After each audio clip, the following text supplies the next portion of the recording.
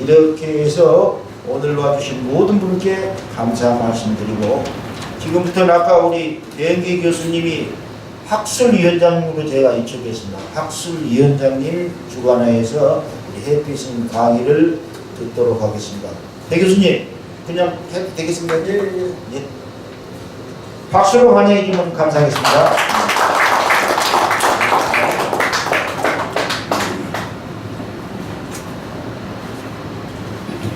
안녕하세요. 옛날부터 듣던 이야기가 평양감사도 쉬쉬는 못한다고 그런 이야기를 듣고 있는데,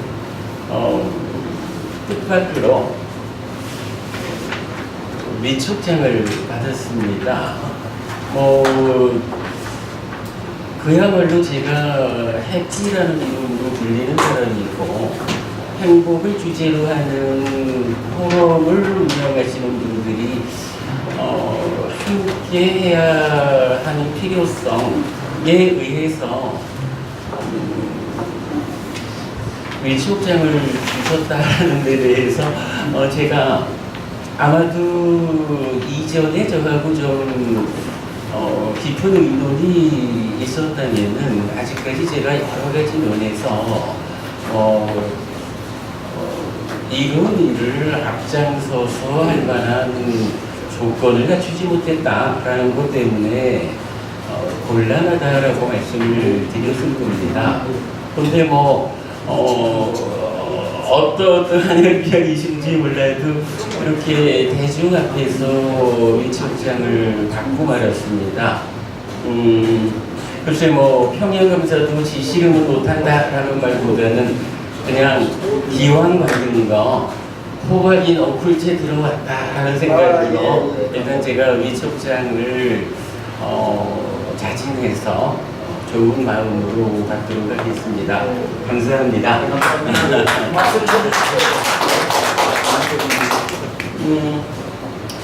이사장님께서 이제 여러분들을 소개를 해주셨는데요. 외람되지만 제가 저와 함께 오신 단 한 분을 좀 여러분들께 소개해드리고자 합니다. 현재 제가 속해 있는 근본경전연구회 해피곡당의 법의장을 맡고 계신 분입니다. 잠깐 일어나시죠.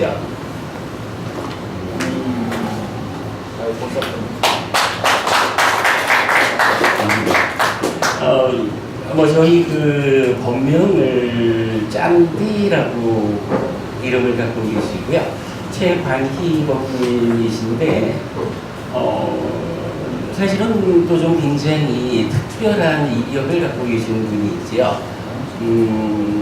대학 졸업하고 오래지 않아서 벨기에를 가셔가지고, 지금도 국적이 벨기에로 되어 있습니다만은, 코트라, 무역협회죠. 코트라 유럽본부에서 조사역으로, 제가 이해하기로는 아주 전문직으로 한 30년 가까이 근무를 하셔서, 저도 출가 전에 회사를 다녀봤습니다만은, 유럽 시장의 변화를 국내 기업들이 직접 접할 수 있는 그런 원천이 되는 정보를 한국에 만들어 제공해 주신 그런 역할을 한 30년 가까이 하신 한국의 경제 발전에도 의전대표분이 크게 기여하셨죠? 예, 그런 분입니다. 여러분 박수 한번 쳐주십시오.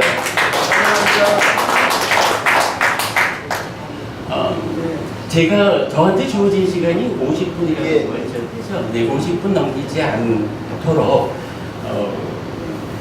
말씀을 좀 드리겠습니다. 교재를 만들어 왔습니다. 저에게 주어진 주제가 행복이었고, 저는 우리가 일반적으로 행복에 대한 많은 이야기를 하지만 행복, 그 이면의 이야기라는 주제로 행복을 추구해 가는 과정에 우리가 어떠한 문제 상황을 가지고 있을 때 이 행복의 뒤에 사실은 나에게 괴로움을 열감했는 부작용이 따라올 수 있을까? 어떠한 우리가 부작용이 함께하지 않는 행복만으로 가득한 그런 행복을 만들어 누릴 수 있을까라는 주제로 말씀을 좀 드리려고 합니다. 교재를 만들어 왔으니까 좀 읽어가면서 보충적인 설명 드리도록 하겠습니다. 자, 1페이지, 2페이지입니다. 행복, 그 이면의 이야기.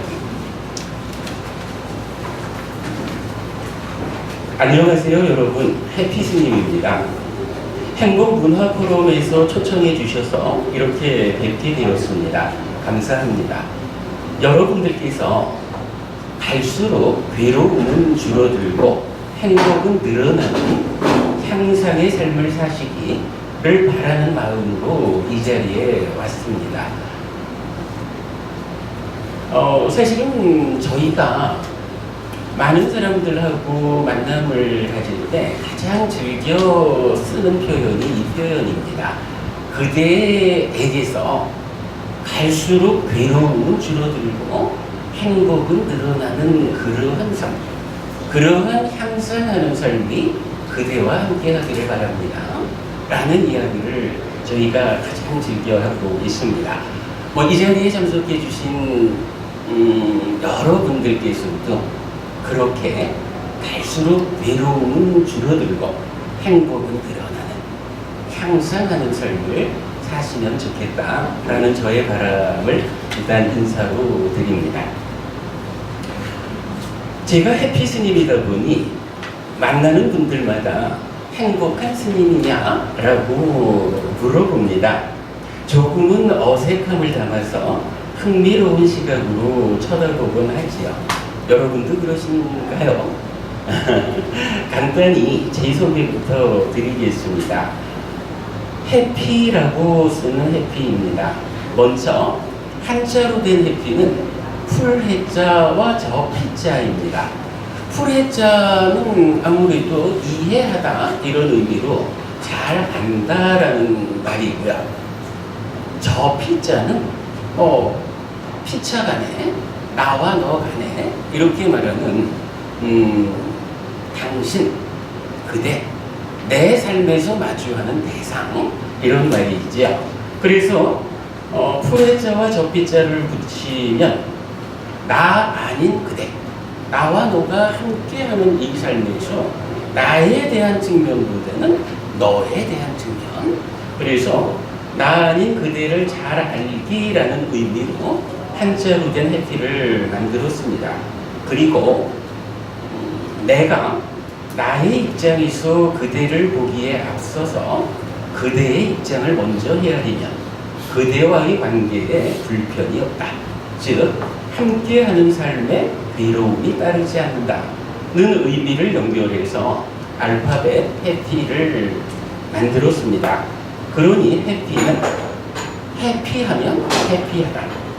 나 아닌 그대를 잘 알면 나와 그대가 함께할 때 나의 입장에서 그대를 보기보다는 그대의 입장에서 그대를 본다면 나와 너가 함께하는 우리 관계에 괴로움이 휴반되지 않는다.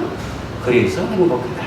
이런 의미로 해피하면 해피하다라는 복합적 의미를 담고 있다라고 하겠습니다. 여러분 제가 해피스님이라고 불리는 사람입니다. 이런 의미로 기억해 주시면 고맙겠습니다. 그런데 해피가 출가자로서의 제 본명은 아닙니다. 저는 경전어인 빨리어로 뿜냐디빠라는 이름으로 출가하였습니다. 그래서 뿜냐디빠가 제 본명입니다. 뿜냐는 복 또는 공덕이라는 의미이고요. 디빠는 섬이라는 의미입니다. 그러니 공덕의 섬이라는 의미가 되지요. 공덕을 쌓아서 복된 섬을 이루라는 정도의 의미라고 보시면 되겠습니다. 많은 분들이 저보다 더 오래 삶을 사신 분들이니까 잘 아시겠죠. 산다는 게 좀 어렵습니다. 아니, 많이 어렵다고 해야 할 것입니다. 오죽하면 고해, 즉 괴로움의 바다에 빠져서 허우적거리는 것이 인생이다 라고 하겠습니까? 섬은 이때 필요한 개념입니다. 바다에 빠져서 허우적거리며 누가 날 좀 도와서 이 목숨을 구해줄까? 라고 힘들어할 때 내 발이 땅에 닿는다면 살았구나 하는 안도의 숨을 쉬게 됩니다. 내 발이 닿은 땅, 이것을 우리는 섬이라고 부르죠. 어떻게 섬을 만들까? 공덕을 쌓아서 섬을 만들자. 삶의 질서를 확보하고 적극적으로 남을 위해 베풀며 향상된 삶을 지향해 노력하는 세 가지 공덕의 행위를 쌓아 섬을 만들자. 이렇게 공덕을 쌓아 섬을 만들면 섬은 나에게 복된 삶을 되돌려준다. 저는 여기에서 쌓음이라는 말을 주목합니다. 그렇죠? 공덕을 쌓아서 섬을 만들자. 그러면 섬은 나에게 복된 삶을 되돌려준다 라고 했는데, 저는 그 중에서 쌓는다라는 이 단어에 주목하겠다라는 말씀입니다. 삶이란 누구에게서든 쌓음의 과정이기 때문입니다. 여기 계신 여러분 다 그런 분이시겠지만, 질적인 측면에서 삶을 사유하는 사람이라면 우리가 그저 먹고 사는 일에 묶여가지고 어떻게 하면 오늘 굶지 않고 어떻게 하면 내일 강제로 죽임을 당하지 않을까? 이런 수준의 삶을 우리가 살지 않고 기왕이면 어떻게 사는 것이 좀 더 나은 삶일까? 어떻게 사는 것이 내가 의미를 가지고 가치를 가지고 복된 삶을 사는 것일까? 이런 질적 측면에서 삶을 사유한다면 누구나 그러겠죠. 나는 누굴까? 나는 누굴까? 라는 질문을 스스로에게 하기 마련입니다. 이렇게 답을 드리고 싶습니다. 나는 삶의 과정을 누적하며 변해가는 존재이다. 지금 어떤 삶을 사는지에 따라 지금 삶의 결과를 누적하며 다른 존재가 된다라는 거지요. 과거 동안 누적되어 만들어진 지금의 나에게 현재를 쌓아서 새로운 나를 만드는 것이고, 현재가 누적된 나에게 미래를 다시 쌓아서 더욱 새로운 나를 만들어가는 것, 그것이 삶의 과정을 누적하면서 변해가는 존재. 이게 나는 누굴까? 라는 질문에 대한 답이다. 이렇게 말할 수 있겠습니다. 삶이라고 하는 내 존재의 과정. 이렇게 표현해 봤습니다. 그렇다면 우리에게 필요한 것은 쌓음의 기술이라고 해야 합니다. 어떻게 쌓아야 할까?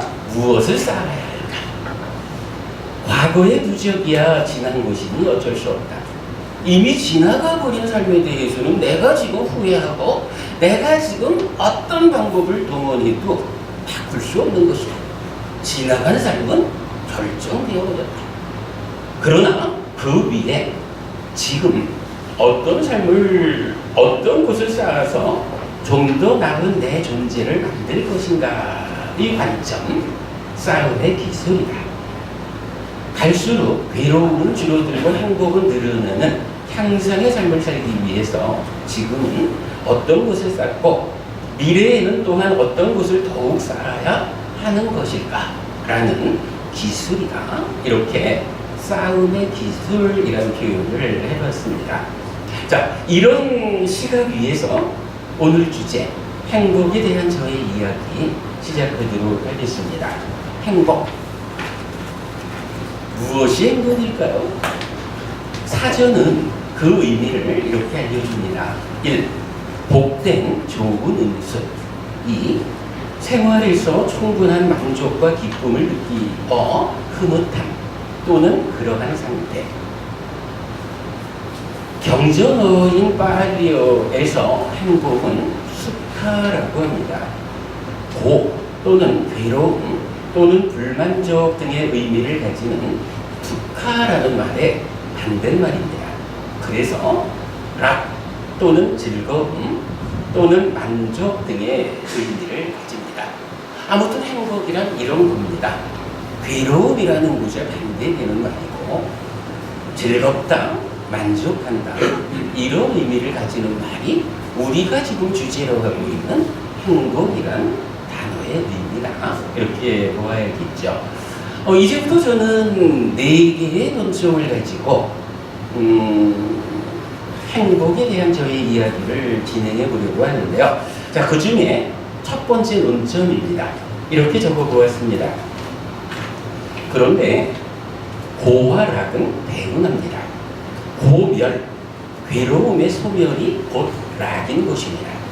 불만족, 즉 삶이 내 맘대로 되지 않는 것은 괴로움이고 불만족이 해소된 것으로의 만족, 즉 삶이 내 마음대로 되는 것, 이것은 행복입니다. 고멸과 다른 어떤 실체적인 것으로의 락은 없습니다. 고멸과 다른 것으로의 락을 찾고자 하면 자칫 삶을 형이상학의 영역으로 이끌 수 있기 때문에 조심해야 합니다. 행복은 어쨌든 삶의 이야기이고 삶의 과정에서 내가 직접 경험하며 누릴 때 의미를 가지는 것이기 때문입니다. 이렇게 일단 첫 번째 논점을 말씀드렸어요. 이런 이야기입니다. 우리가 행복을 주제로 합니다. 행복해야겠습니다. 나는 정말 행복하고자 합니다. 라고 할 때 이 행복이라는 것이 어디에 있는 것일까? 마치 하늘에 별을 따오듯이 저기 있는 저 행복, 그거를 열심히 쫓아가지고 따와야 되는 것일까? 그런데 우리 그렇게 보지 말자는 겁니다. 여러분, 지난 여름 내내 많이 더웠어요. 목이 마릅니다. 이 갈증이라고 하는 불만족, 이 괴로움의 상태에 있을 때 마치 사막의 오아시스처럼 시원한 물을 발견해가지고 한 잔을 들이켰습니다. 그리고는 와 좋다, 이게 행복이지 뭐, 이렇게 우리가 말을 한다면 시원한 물을 마셔가지고 우리가 내가 지금 경험하는 지금 누리고 있는 이 행복이 이 만족의 상태가 그 만족을 저기서 가져온 걸까? 그렇게 보지 않아야 하겠다라는 겁니다. 현재 내가 겪고 있는 목마름이라고 하는 이 뜨거움이라고 하는 이러한 불만족의 상태가 어떻게 하면 내가 이 불만족을 해소할 수 있을까? 그래서 적절한 방법으로 시원한 물을 찾아서 마신 겁니다. 그랬더니 물을 마셨더니 내가 거부하는 이 불만족의 상태가 해소되었습니다. 그 상태를 놓고는 나는 어떻게 말합니까? 아, 시원하다, 좋다, 행복하다, 이렇게 말하는 거죠. 행복이라는 것의 의미가 저쪽 어딘가에 별처럼 매달려 있는 그거 나오는 곳으로 행복에 접근하지 말자는 겁니다. 내가 지금 겪고 있는 내 삶에 실제하고 있는 이러한 괴로운, 이러한 불만족을 어떤 방법을 동원해서 해소할 것인가? 괴로움이 소멸한 그 자리, 그게 바로 행복이다, 즐거움이다. 이렇게 이해하는 것이 내 삶을 비상적으로, 형이상학적으로 나는 지금 여기서 살고 있는데 저쪽 어딘가에 가상적으로 설정된 어떤 것을 가지고 오려고 하는 이렇게 접근하지 말고 나라는 존재가, 나라는 인간이 지금 살아가는 내 삶의 현실을 위해서 내가 싫어하는, 그러나 나에게 수반되어 있는 이러한 불만족을 해소하는 것으로의 행복, 이것이 주인공으로 주체적으로 삶을 살아가는 나의 삶이다. 내 삶에서 갈수록 괴로움은 줄어들고 행복은 늘어나게 하는 그러한 향상된 삶을 위한 세상을 보는, 삶을 보는 시각이다. 이렇게 말씀을 드리고 싶은 겁니다. 뭐 이제 이런 이야기를 여러 가지로 비유해 말씀드릴 수 있겠지만, 뭐 극단적으로 말하면 이런 것도 있을 겁니다. 이 참 대부분 저보다 연세 높으신 분들 앞에서 이런 말씀 드리려면 좀 죄송한데요. 늙는다라는 것이 있습니다. 우리가 살아가면서 겪어야 하는 괴로움이 아이고 더워라, 목이 말라라, 배가 고파, 이런 정도의 괴로움만 있는 게 아니지요. 뭐 잠시 살아온 것 같은데 어느새 늙어버렸어. 왜 그러고 보니 저도 몇 달 지나면 60입니다. 어느새. 저도 언제 60년을 살았는지 모르겠는데, 늙는다라고 하는 이러한 내 삶의 하나의 현상, 이것도 여러분 불만족이고 괴로움입니다. 어떡하면 내가 내 삶의 과정에서 늙는다라고 하는 이런 문제, 이런 불만족을 해소할 수 있을까? 라는 것도 궁극적으로 우리가 바라보는 행복이 무엇일까? 어떻게 하면 내가 행복할 수 있을까? 어떤 행복을 내가 만들어서 누려야 할까? 이 범위 안에 있는 거지요. 물론 뭐 늙음보다도 좀 더 궁극적인 불만족이라고 말하면, 어쨌든 뭐 사랑하는 많은 사람들 버려두고 여러 어른께서도 또한 가져야 할 거고, 얼마의 시간이 되면 저도 또한 가야 되겠죠. 늙음의 이유서 우리에게 찾아오고 만나지는 죽음이라고 하는 이 문제 또한 내가 살아가면서 겪어야 하는 아픔이다, 괴로움이다. 우리가 행복하자라고 말할 때 그 끝에는 어떤 행복까지 보아야 할까?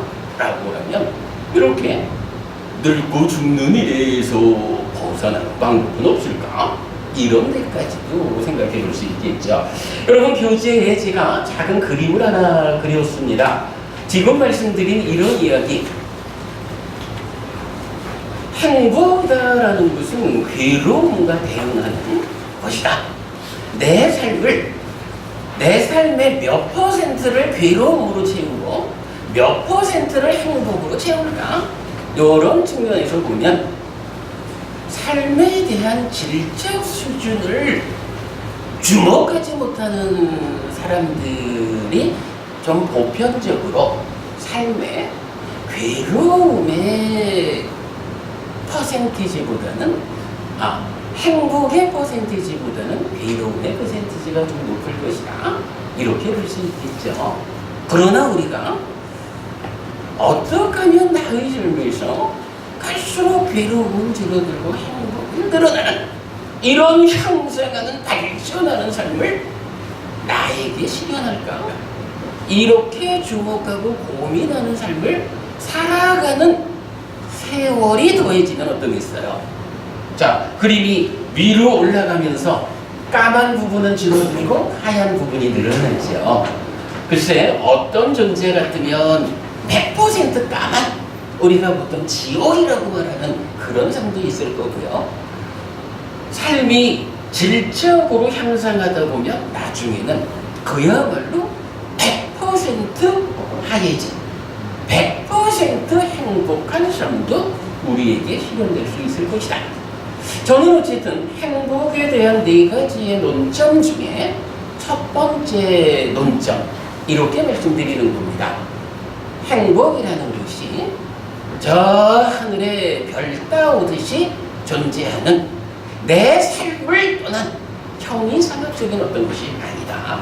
삶에서 내가 어떻게 살아가면 내 삶의 질적 측면을 괴로움보다는 행복이 많은 이런 삶을 살아갈 수 있을까?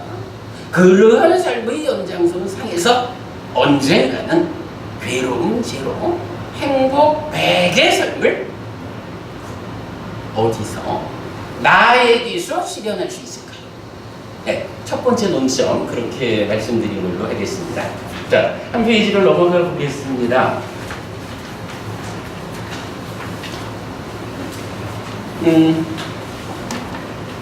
이런 대응 관계는 행복해진다는 것의 의미를 알려줍니다.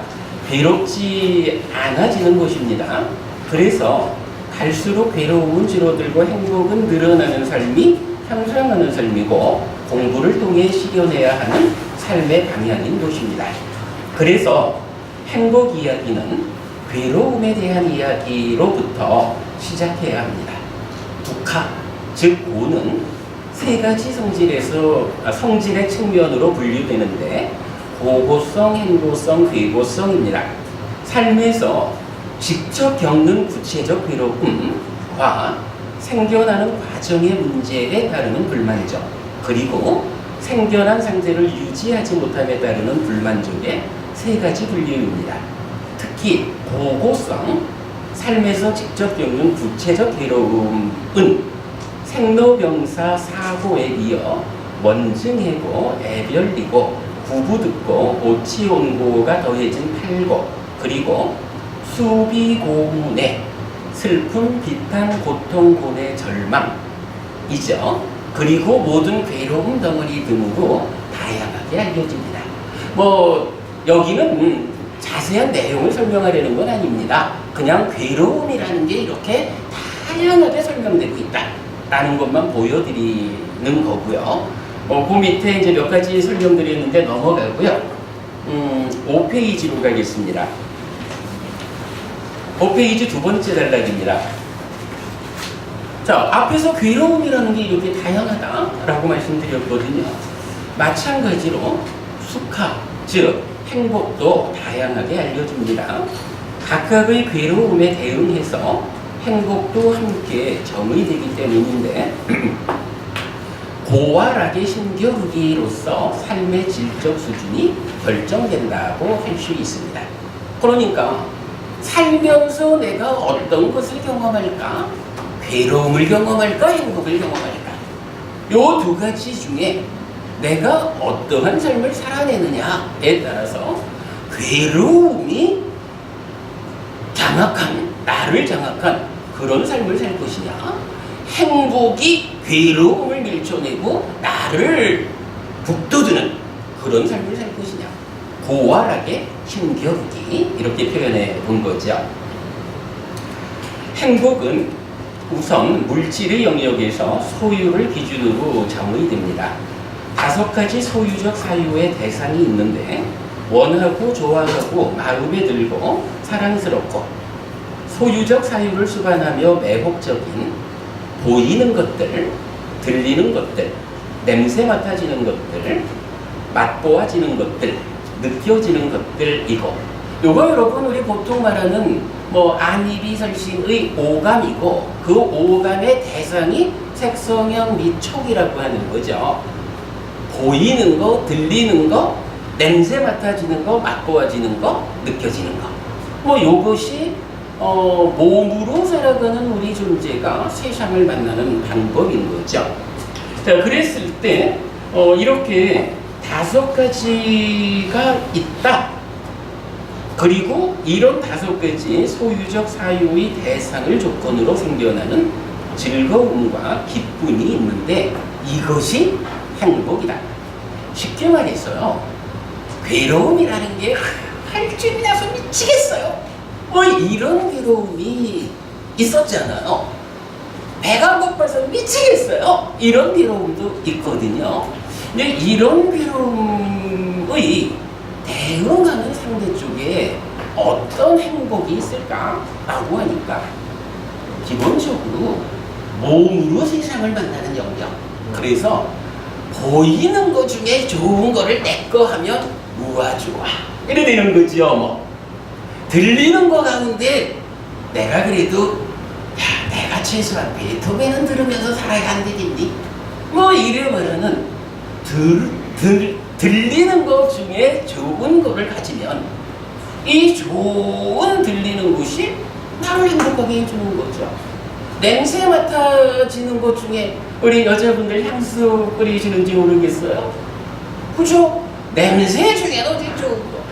음식을 먹어도 보기 좋은 음식이 맛있다라고 하지만 그만큼 강력하게 좋은 냄새를 풍기는 음식이 맛있잖아요. 우리가 살아가면서 이렇게 맛있는 음식을 먹는 거, 맛있는 냄새를 가지면 거기서 행복이 있죠. 그뿐인가요? 맛있는 맛이었군요. 향수와 같은 좋은 냄새가 있는 거고요. 그런가 하면 몸으로도 여러분들 뭐 우리가 기왕이면 거친 삼배옷보다는 부드러운 비단옷을 입으려고 하는 것도 내가 살아가면서 내 몸으로 어떠한 느낌을 느끼면서 살아갈까?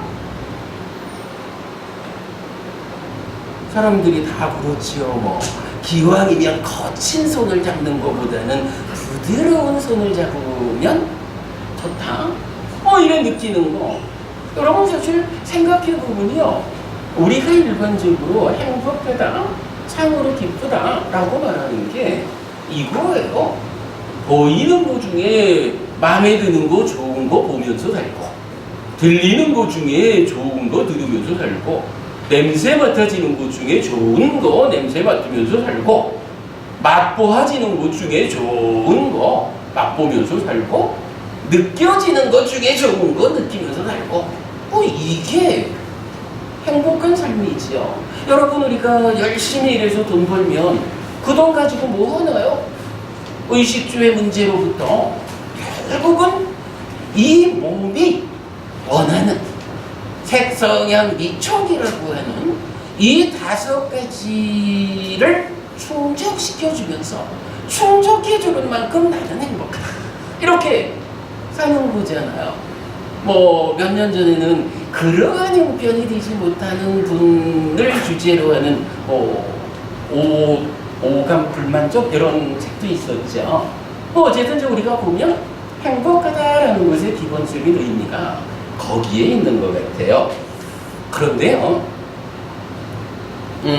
시작하면서부터 계속 제가 질적인 측면이라는 표현을 하고 있거든요. 우리 삶을 어떻게 하면 그냥 양쪽으로 이 몸을 유지해가면서 사느냐에 그치지 않고 정말로 높은 수준의 향상되는 삶을 살 것이냐, 이런 주제로 행복을 들여다보면 이게 정말 그 5가지를 충족한다라는 것이 나에게 정말로 완성된, 나를 만족시키는 그런 행복을 줄까?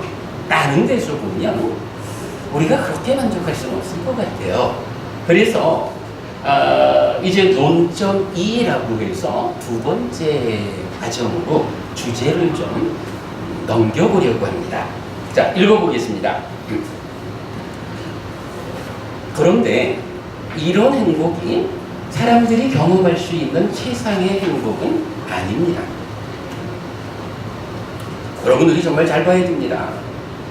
뭐 정말로 최고의 부자가 되든 대통령이 되어가지고 최고의 권력을 갖든 아마도 그래 되면 이렇게 몸을 통해서 만나지는 세상의 모든 것들 중에 최고의 삶을, 최고의 행복을 보장받으며 살겠지요.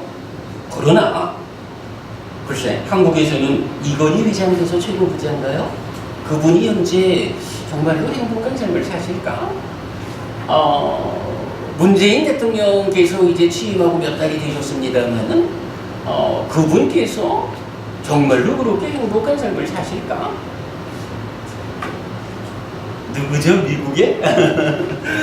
미국의 그분은 그렇게 행복한 삶을 사실까? 라는 면 보면 아닐 수도 있을 거예요. 자, 그런 측면에서 좀 더 보겠습니다. 행복은 이렇게 밖의 것들에 대한 소유를 통해서만 생겨나는 것이 아니기 때문입니다.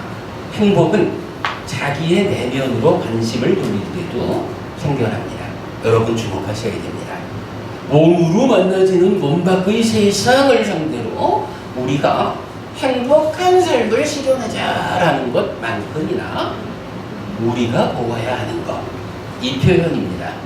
행복은 자기의 내면으로 관심을 돌릴 때도 생겨납니다. 요즘 한국 사회에서 가장 주제가 되는 이야기 하나가 힐링이라는 거지요. 치유라는 이야기를 참 많이 하지요. 때로는 해피 스님 보고도 그런 얘기 많이 합니다. 그 뭐 경전 이야기 자꾸 하려 하지 말고 힐링되는 이야기를 좀 하시오. 스님이 힐링되는 이야기를 많이 해주면 얼마나 스님 곁에 많은 사람들이 공부하겠다고 찾아오겠습니까? 근데 저는 그걸 잘 못하나 봐요. 제 주변에는 함께 공부하는 분들이 거의 없어요. 그러나 어쨌든 힐링이라는 주제가 우리 사회를 지배하고 있다 해도 좋을 건데 사실은 뭐 필요하죠. 우리가 당장 다양한 형태로 아픔을 겪고 있다면 그 아픔을 어떻게 치유할 것이냐 굉장히 중요한 주제죠. 자, 그래서 이렇게 적었습니다. 치유, 힐링의 목적이든 삶의 향상을 위한 목적이든 명상 수행의 과정에서 마음이 하나의 대상에 잘 집중될 때 전혀 다른 질의 행복이 생겨나는 것입니다. 여러분 여기서 놓치지 않아야 되는 표현이 내적으로 주목하면 생겨나는 행복이 있는데 이것은 질적으로 다른 것이다. 이건희 회장이 부자여서 누리는 행복하고 나의 내면으로 들어가서 생겨나는 행복이 어떤 행복이 더 클까? 이렇게 말하면 사실 이거는 비교가 잘 안 돼요. 어떤 게 더 클까라고 하면 같은 영역에 있는 같은 질적 수준에 있는 것을 놓고 호떡보다는 피자가 크지 이렇게 말할 수 있을지 몰라요. 그러나 이제 몸으로 세상을 만나는 가운데 우리가 누릴 수 있는 행복하고 나의 내면으로 들어가서 힐링한다든지 삶을 향상하고자 한다든지 이렇게 해서 나의 내면에서 생겨나는 이 행복은 질이 다른 거예요. 영역을 달리하기 때문에 어떤 것이 더 클까라고 비교할 수 없다라는 부분 말씀드려요. 이런 행복을 사실은 여러분 이런 거는 뭐 사실 뭐 제가 중이다 보니까 불교 공부를 하는 사람이다 보니까 제가 하는 이야기가 되도록 여러분들에게 불교라고 하는 한 종교에 속한 이야기를 하려고 하지는 않는데 그러나 제가 100% 그 안에 사는 사람이다 보니까 제가 전해드리는 말씀 중에 때때로 그런 용어가 좀 쓰일 수밖에 없다라는 것은 여러분 제가 중이다라는 점에서 이해해 주시기 바라고요. 사실은 이제 불교 용어 중에는 바로 이런 질적 차이를 드러내는 행복을 나타내는 표현이 있어요. 개발된 행복한 느낌. 원어로 말할 때 니라미상 수칸 웨다나라고 하는 말인데 개발된 행복한 느낌. 이제 나의 내면을 잘 주목해 들어가면요 내 안에서 보이고 들리고 이런 영역과는 전혀 다른 질을 가진 것으로 환희라고 하는 특별한 느낌이 안에서 일어난다는 거예요. 거기에 조금 더 지나가면 희열이라고 하는 좀 더 발전한 느낌이 좀 더 발전된 행복이 일어나고요. 그게 좀 더 지나가면 몸이 편안하다라고 하는 경안이라는, 이어서 마음이 평안하다라고 하는 이런 개발된 행복이 일어나고요. 그걸 더 지나가면 행복하다라고 하는 더 높아진 개발된 행복이 내 안에서 생겨난다는 거예요. 여러분, 이거는요 뭐 달리고 질 게 없어요. 내가 그런 나의 내면에 주목해가지고 내적인 삶의 향상, 성숙을 지향하면 내 안에서 어느 때부턴가 저절로 환희롭다, 희열이다, 경안이다, 행복이다 라고 하는 개발된 느낌이라는 것이 일어난다는 거죠. 이거는 뭐 우리가 경험을 해봐야 되겠죠. 그리고 이렇게 행복한 자의 마음은 삼매에 든다라고 해서, 여러분 삼매라는 이야기 많이 아시죠? 삼매에 든다라는 이야기가 연결되고, 삼매에 들었다라고 하면 그 이후에 또 다른 행복함을 설명해 주는데, 더 훌륭하고 뛰어난 다른 행복이 있다, 이렇게 표현을 합니다. 어려운 얘기니까 적당히 넘어가겠습니다. 자, 그리고 그 단락의 밑에서 세 번째 줄 보시면, 그리고 명상 수행의 끝에 삶이 완성되면 해탈락이라고 부르는 괴로움 제로, 행복 100의 완전한 행복이 실현됩니다. 여러분 모두 알고 계시는 이야기죠. 열반이라고 하는 니르바나 이렇게 알려져 있지만 닉바나 이렇게 쓰죠. 열반의 행복이 완성된다, 이렇게 됩니다. 자, 넘어갔습니다.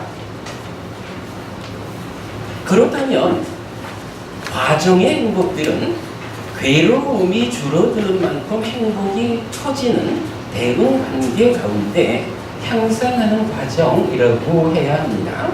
특히 이런 명상 수행의 본격적인 과정은 개발된 행복한 느낌의 경험 위에서 순차적으로 진행되기 때문에 행복으로 행복을 일구는 수행이라고 말할 수 있습니다. 제가 참 좋아하는 표현인데요. 우리가 몸 밖의 것들을 대상으로 행복을 만들자라고 하면 어쨌든 땀 흘려 일해야 되고요. 어쨌든 퇴근 시간 늦춰가면서 사장님 눈치 보면서 열심히 일해야 돈 벌어가지고 원하는 행복을 만들거든요.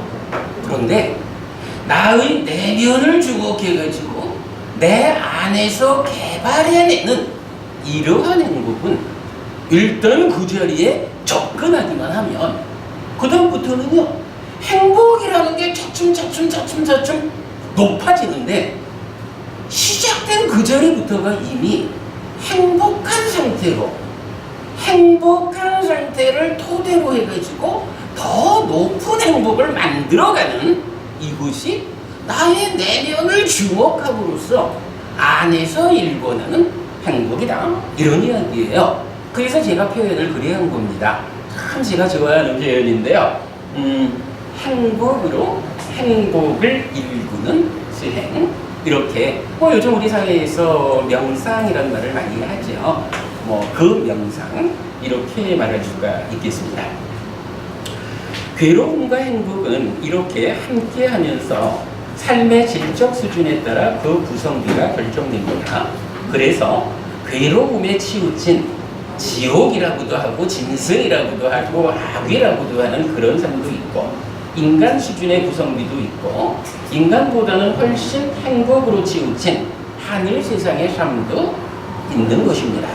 이렇게 삶은 괴로움과 행복의 양면을 함께 하면서 어떤 노력을 통해 지금 어떤 것을 쌓는지에 따라 괴로움으로 치우칠지 행복으로 치우칠지가 결정된다 라고 하겠습니다. 자, 두 번째 논점은요, 어쨌든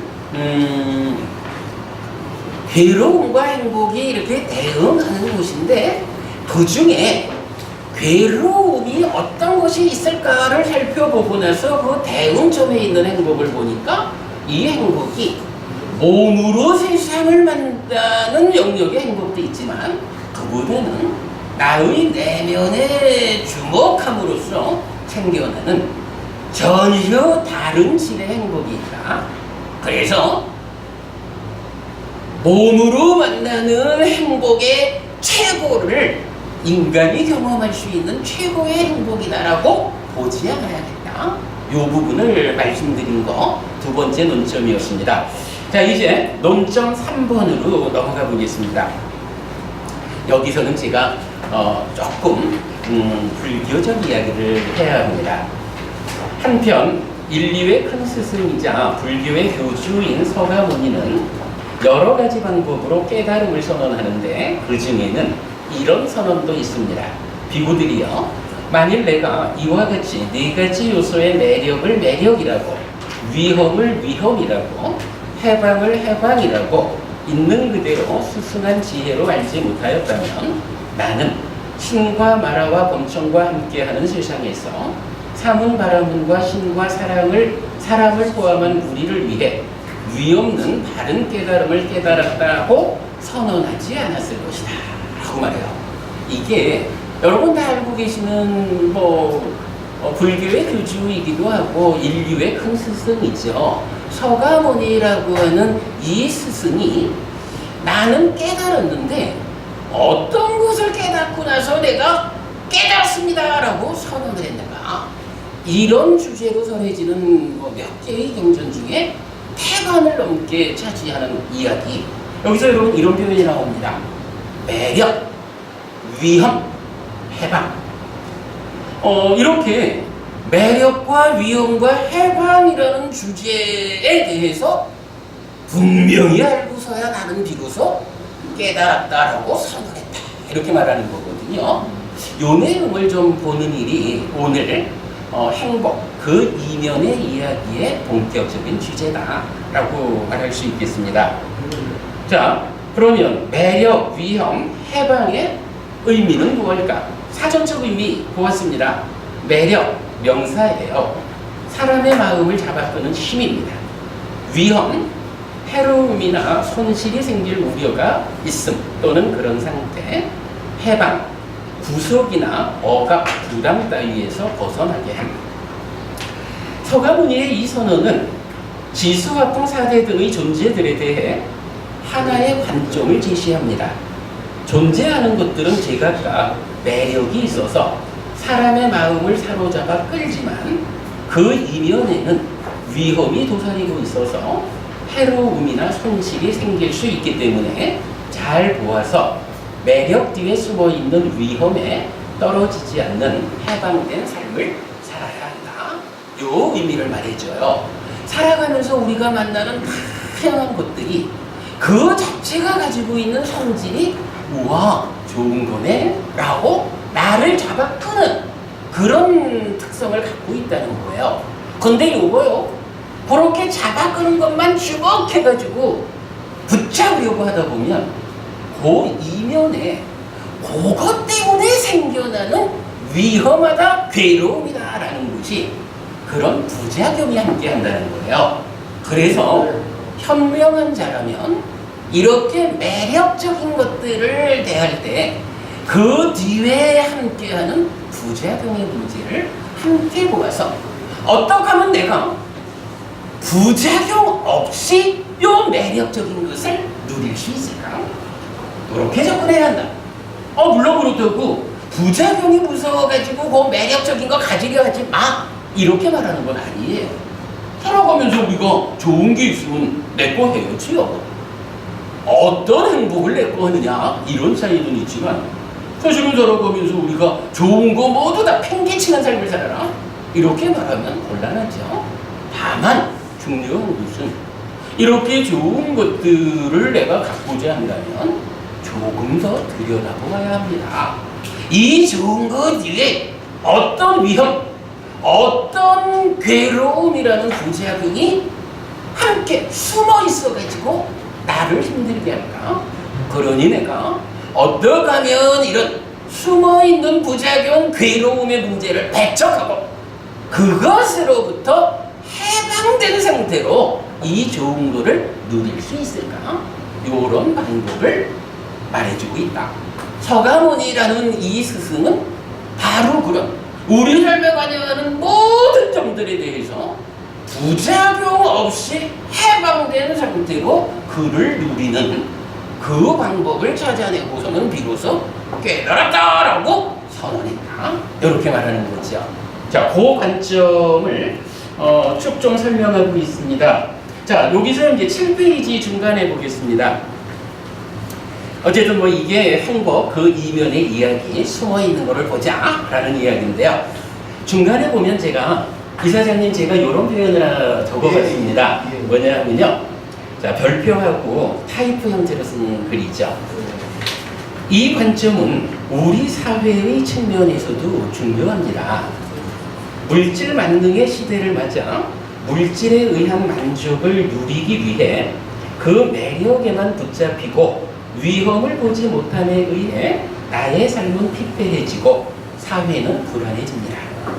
그러나 매력과 위험을 함께 모아서 해방된 삶을 살고자 할 때 나의 삶은 풍요로워지고 사회는 안전해집니다. 저는 사실 오늘 한마디를 하고 가시오라고 요구하신다면 이 얘기를 하고 싶어요. 우리가 좋아하는 것들, 그 이면에 숨어있는 위험의 문제, 부작용이라는 문제를 함께 모아서 부작용으로부터 해방된 그런 삶을 우리가 살아낼 수 있다면 나의 삶이 얼마나 풍요로워지고 그로 인해서 함께 살아가는 우리 사회가 안전해질까. 자, 밑에 이렇게 적었습니다. 사단법인 행복문화포럼이 우리 사회의 행복을 포괄적으로 지향하는 포럼이라면 저는 바로 이 점, 위험, 즉 부작용을 수반하지 않는 또는 최소화하는 삶에 대한 관점을 우리 사회에 전파하는 일에 주목해야 한다고 생각합니다. 제가 오늘 초대받아 오면서 이사장님 이 말씀 제가 들려드리고 싶었습니다. 필요한 이야기라고 생각하고요. 이제 시간이 거의 다 되어서 논점사 간략히 마무리하고 마치도록 하겠습니다. 자, 논점사 이어서 나오죠. 다시 특별히 주목해야 할 점이 있습니다. 해방은 욕탐의 제어와 버림이라는 것입니다. 괴로움이 두려워서 행복을 주는 대상 자체를 버리는 것이 아니라 대상에 대한 욕탐만을 제어하고 버리는 것이어서 소유에 의한 풍요 가운데 괴로움을 수반하지 않는 삶을 살라는 것입니다. 이 말 중요해요, 여러분. 풍요 가운데 괴로움을 수반하지 말자라는 것. 괴로움이라는 부작용 때문에 행복 자체를 포기하라는 것이 아니고 오직 부작용만을 떼어내기 위한 방법이 안내되는 것입니다. 구체적으로 폭력 등 정당하지 않은 방법으로 소유, 재물을 획득하지 않아야 합니다. 그렇다고 앞에서 말했듯이 무소유 또는 가난한 삶을 지향하라는 것은 절대 아닙니다. 여러분, 우리 저기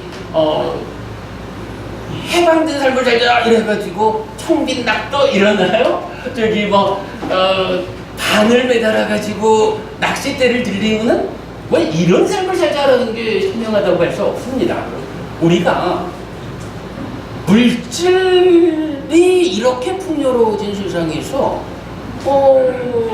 물질 문명의 이기를 충분히 누리는 풍요로운 삶을 살아야지요. 그리고 중요한 것은 그 풍요로운 가운데에 숨어있는 부작용의 문제를 잘 대응해가지고 풍요로운 가운데에 괴로움을 이끌지 않는 이런 삶을 사는 게 현명하고 참으로 행복한 삶이다. 이 부분을 주장하고 싶어요. 이어서 삶에는 중요한 조건이 세 가지가 있습니다. 인간관계와 돈, 그리고 건강입니다. 이 세 가지에 성공하면 행복한 삶이고 실패하면 괴로운 삶입니다. 그래서 이 세 가지에 성공해야 합니다. 물론 이때도 성공의 의미는 정당한 방법에 최선의 노력을 얹어서 획득하는 것입니다. 그러면 정당한 방법은 무엇입니까? 첫째, 삶의 질서를 확립하고 균형 잡힌 생계를 유지해야 합니다. 둘째, 베풀고 사랑해야 합니다. 특히 어느 그룹에 나를 소속시킬 것인지 신중해야 합니다. 셋째, 더 높은 삶을 지향해야 합니다. 이랬어요. 그 셋째 줄에 제가 특히 어느 그룹에 나를 소속시킬 것인지 신중하자 이랬는데, 여러분 요거요 사실은 의미 있는 표현입니다. 뭐 약주 좋아하시는 분들 많을 거예요. 내가 나를 술 친구들의 모임에 소속시켜버리면, 내가 체질적으로 술을 못 먹는 사람이라도 세월이 가면 술 친구들과 더불어 술로 세월을 보내는 사람이 됩니다. 여러분, 내가 나를 등산하는 모임에 소속시키면요, 요즘 등산이 또 그것도 부작용을 많이 불러옵니다마는 순수하게 우리 등산의 의미를 가지고 그 모임에 나를 소속시키면요, 건강한 몸이라고 하는 이런 결과를 불러와요. 봉사하는 모임에 나를 소속시키면요, 뒤만 따라다녀도 어느새 나는 봉사하는 삶, 우리 사회의 포괄적 행복을 위해서 기여하는 사람이 되어 있는 거거든요. 공부하는 모임에 나를 소속시키면 공부를 통해서 삶을 향상으로 이끄는 그런 사람이 내가 되어 있는 거거든요. 어느 모임에 나를 소속시킬 것인가? 저는 아주 중요하게 생각합니다. 자, 이때 더 높은 삶의 지향 또는 부작용만을 떼어내는 방향으로 진행되어야 합니다. 삶의 현실에 대한 불명한 암에 토대해서 부작용의 조건을 해소하기 위한 정확한 방법을 배워 실천할 때 부작용 없는 행복이 실현되는 것입니다. 그리고 그 끝에 부작용이 전혀 없는 괴로움제로 행복백의 완전한 행복의 실현이 있습니다. 행복으로 행복을 일구는 그러한 삶, 그러한 실천, 우리가 함께 한다면, 이사장님 제 생각에는 정말 이러한 삶에 우리가 공동으로 노력할 수 있다면 행복문화 프로그램이 우리 사회를 정말로 안전하고 평화로운 그런 세상을 만드는데 1등에 기여를 하는 주인공이 되지 않을까 이런 생각합니다. 많은 부탁드립니다. 감사합니다. 제가 하다 보니까 한 5분 정도 시간을 더 쓴 것 같아요. 죄송합니다. 네, 오늘 들어서 반갑습니다. 감사합니다. 학술위원장님, 네, 질문 한 두 분 받으시죠. 뭐 질문 있으시면 하시죠. 질문 질문하십시오. 혹시 45분간 했습니다. 2시 반서부터 지금 3시 20분이니까 50분 했네요. 잘 맞췄네요. 잘 맞췄어요. 뭐 질문을 조금 한두 가지. 예. 말씀을 잘 들었는데요. 네. 이런 것을 실천적인 삶을 살려면 어떠한 방법으로 살아야 되는 건지. 그 부분이 화학적으로. 네. 그래서 이제 그 부분을 제가 읽어드린 시간이 부족해서 잘 설명을 안 드린 건데요. 마지막 장에 제가 그렇게 적은 겁니다.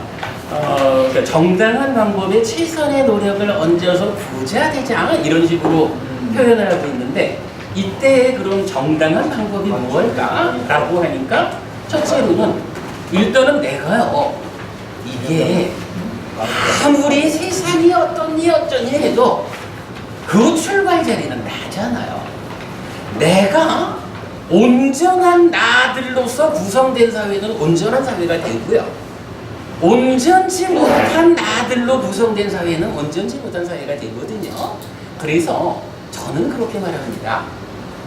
어떤 방법이 있을까? 첫 번째는 나부터 온전하게 만들어야 돼요. 그래서 그거를 삶의 질서를 확립하자라고 했고, 사실은 또 이제 삶은 질서롭게 살면서도 어떤 견해 문제 이런 것 때문에 내가 100원을 버는데 나는 그 중에 90원은 베풀 거야, 이렇게 살면 어찌 보면 굉장히 잘 사는 것 같잖아요. 근데 그게 그렇게 잘 사는 건 아니라는 거죠. 우리가 정말 주목해야 되는 것은요, 정당한 방법에 최소의 노력을 다해서 재물을 얻자 부자 되자, 부작용 없이 부자 되자, 그러기 위해서 삶의 질서를 확립해야 한다. 거기서 그걸 네. 어떻게 버리느냐 이거. 내가 100원을 벌었어요. 네, 90원을 하고 싶어 마음은. 네, 이게 생각은 하기 싫어. 네, 싸움이 좌편 우편 마음에 막 싸움을 한단 말이에요. 네. 선과 악이. 그때 그 악을 어떤 방법으로 부를 수 있느냐. 예. 일단은 이렇게 보죠. 균형 잡힌 생계라는 측면에서 90을 다 하는 것은 균형을 깨는 것이다. 이렇게 보고 지금 질문하신 부분은 두 가지 방법을 말하고 싶습니다. 한 가지는요. 그래서 사실은 스승이 필요합니다. 첫째는 배우는 거고요. 또 한 가지가 오늘 우리가 중심에 둔 주제, 나의 내면을 주목하는 그런 노력이 필요합니다. 지금 이제 말씀하신 와 이만큼 내가 베푸는 나도 이만큼 살만해졌으니까 우리가 함께 잘 살기 위한 노력을 해야겠다 해서 베풀고 싶은데 사실은 속에서 야 그렇다고 그거 다 주면 너는 뭐 그냥 이런 식으로 붙잡잖아요.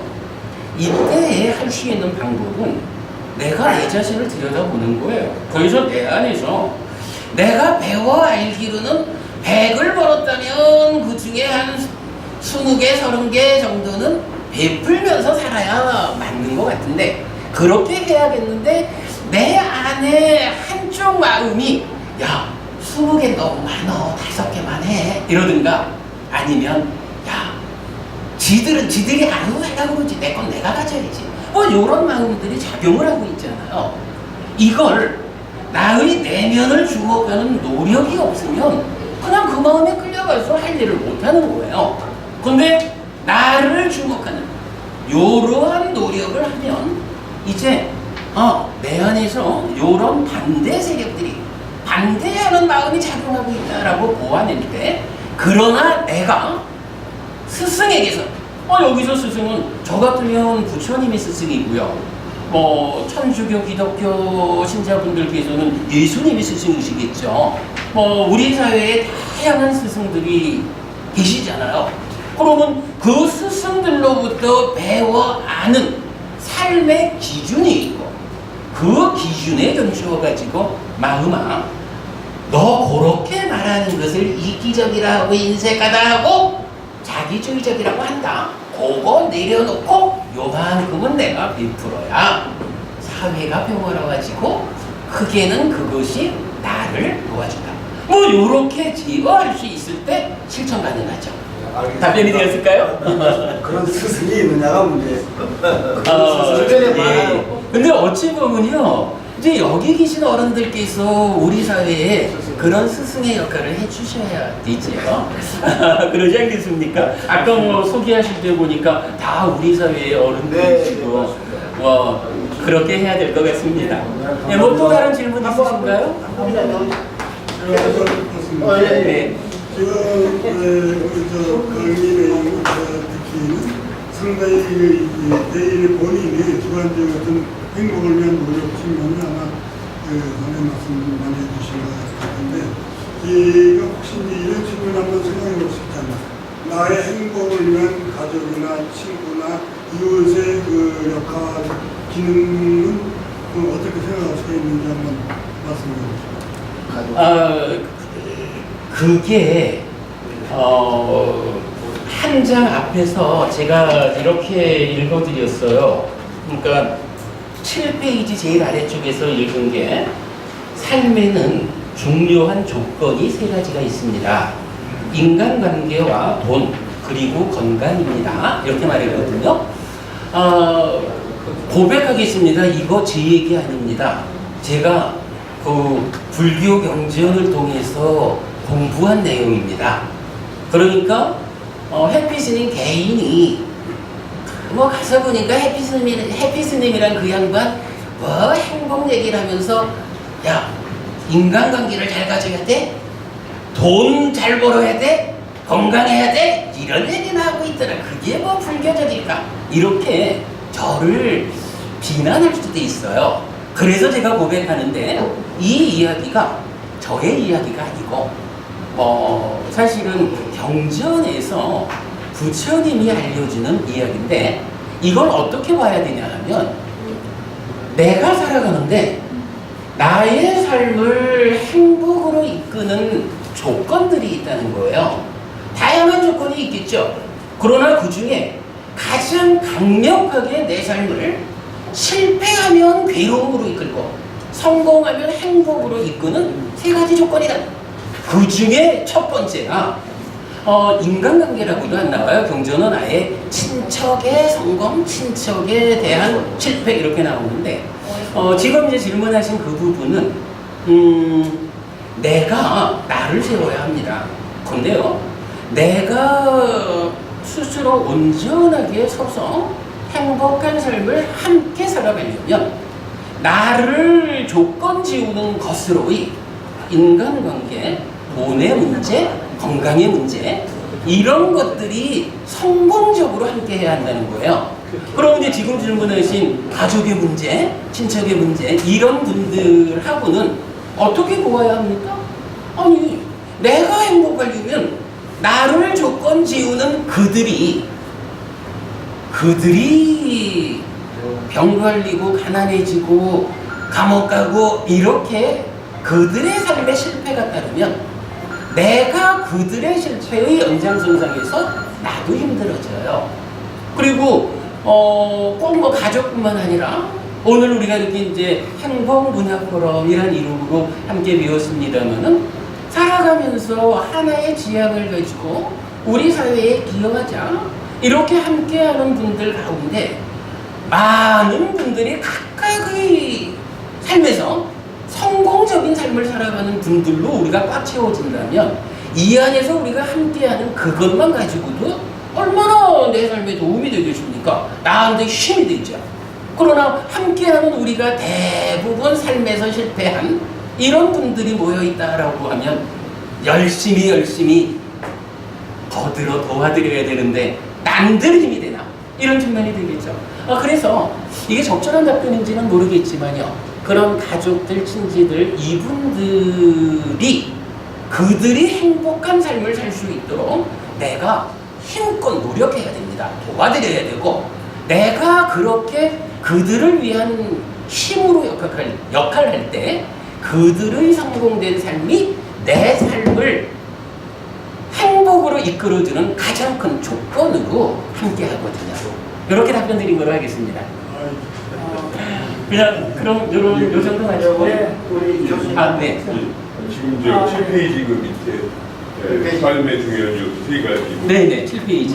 적극적으로 동의합니다. 근데 그 메슬로우라는 그 후이론 얘기한 학자는 이제 그 5가지로 얘기하는데 이제 생리적 욕구에 해당하는 돈이라고 하면 그다음에 이제 안전 욕구에 해당하는 게 이제 건강의 욕구로 그다음에 말씀하신 인간관계가 이제 사회적 욕구에 해당되는데 거기서 이제 한 2가지 정도 붙였으면 하는데 이제 메슬로우 얘기 이제 자긍심 하고 그다음에 자아실현 욕구 얘기를 하는데 네. 그 제가 행복 연구를 해보니까 뭐 전 세계에 뭐 수많은 학자들, 수많은 이제 뭐 행복의 조건 혹은 삶의 질의 조건 이런 나와 있는데 어떤 이론은 뭐 행복의 조건으로 뭐 한 5가지 정도, 어떤 건 뭐 6가지가 넘습니다. 근데 제 경험하고 이제 쭉 공통적인 중요한 요소를 추출해 보면 예를 들어서 이 3가지 말씀하신 것도 당연히 뭐 기본적으로 중요한데 아까 이렇게 말씀하셨던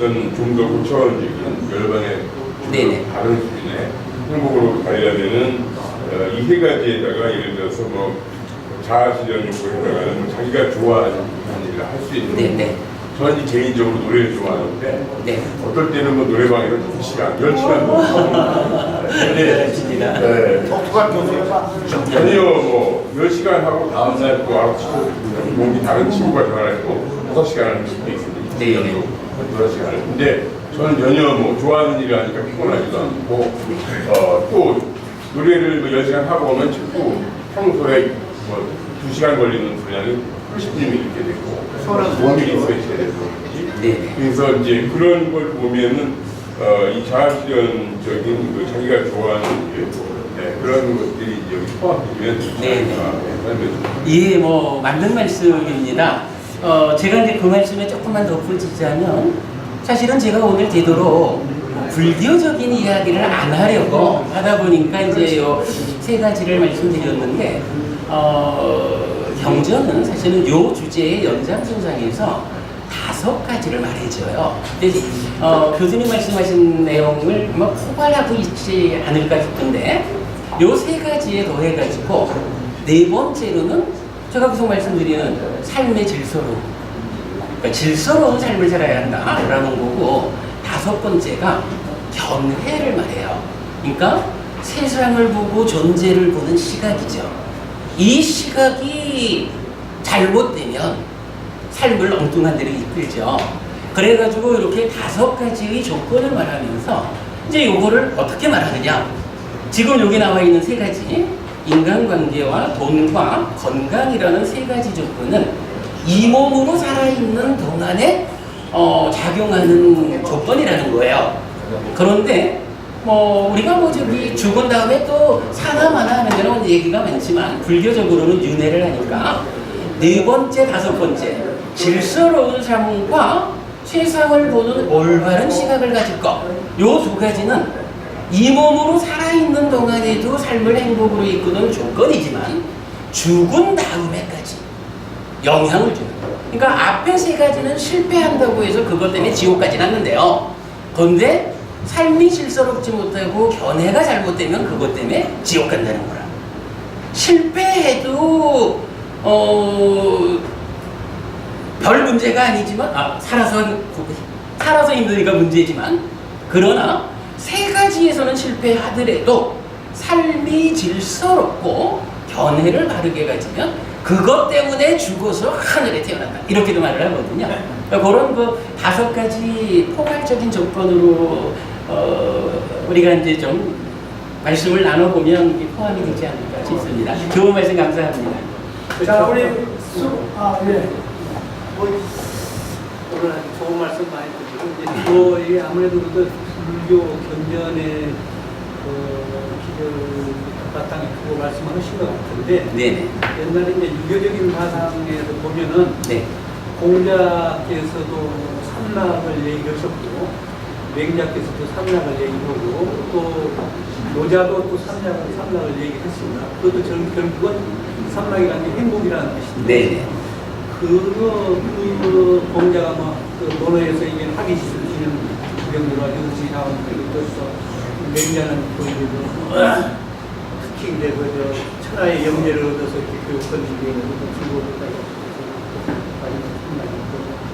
노자는 이제 쾌식, 쾌변, 쾌면 이런 걸 이렇게 그런 거 접목시키면 어떻게 될까요? 그런 유교적인 이렇게 말하고 싶습니다. 우리가 이제 따지자면 아까도 제가 나는 누굴까 이런 존재의 이야기를 잠깐 거론했잖아요.